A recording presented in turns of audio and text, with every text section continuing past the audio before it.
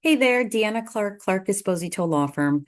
I wanted to come back and do a video to give an update to what we've seen so far related to the Supreme Court case, Learning Resources versus Trump.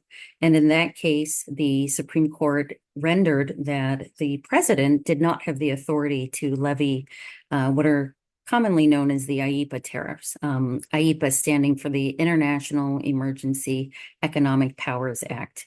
And so what happened as a result of that case is it then got sent back, otherwise known as remanded, back down to the U.S. Court of International Trade. The U.S. Court of International Trade, or CIT for short, decided importers, you get to have your refunds back. Now, of course, we don't know if that will ultimately be where customs is proactively doing something, or if importers need to take affirmative steps. But I do want to just take a moment and go over a few notes I've put down and share them with you. The first has to do with the following. So last Friday, March 6th, there was a closed conference. The government, it needs time actually to figure out, how do we do this? Are we going to appeal? We don't know what's happened as of yet. So stay tuned for more on that, but we're waiting on a plan to come from them related to how are they going to address this. Customs, of course, has been directed to do the following. They've been directed to liquidate all unliquidated entries subject to IEEPA tariffs without assessing them. Okay. They've also been directed to go ahead and re-liquidate any entries that have liquidated but are yet to be final. And so to remove those IEEPA duties. Now, refunds should be issued for all non-liquidated entries subject to IEEPA tariffs, unless the verdict is challenged, of course, and any entries liquidated, but not yet final as to their liquidation status. Of course, there could be an appeal. So we're waiting to see what'll happen. In terms of if as an importer, you have to go ahead and affirmatively say, hey, give me back these duties I didn't need to pay. Couple, pieces of, tips, or things to keep in mind, rather. You want to keep in mind that post-summary corrections should be filed within 300 days of release.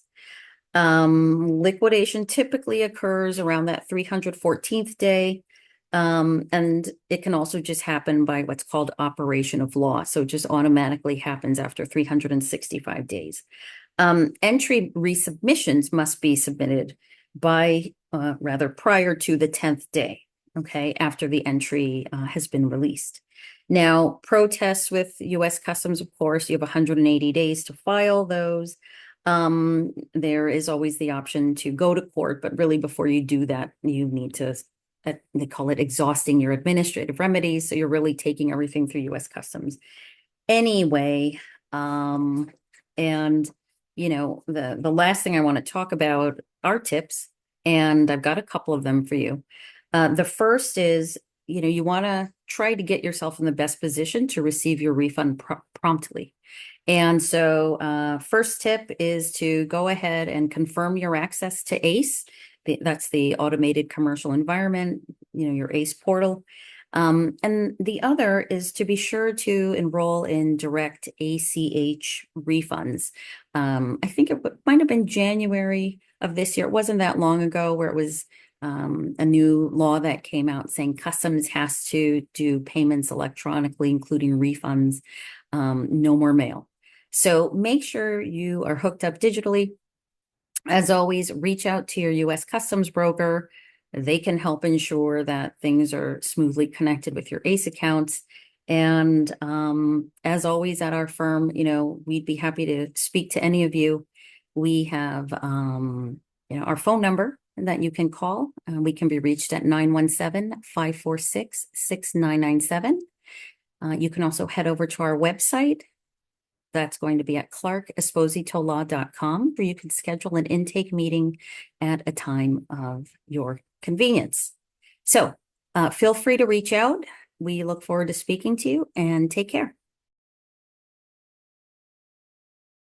Subscribe and click the bell icon so you'll be the first to know when we upload a new video. Check out our playlist if you want to see more of our videos, and comment below and introduce yourself. We'll see you soon.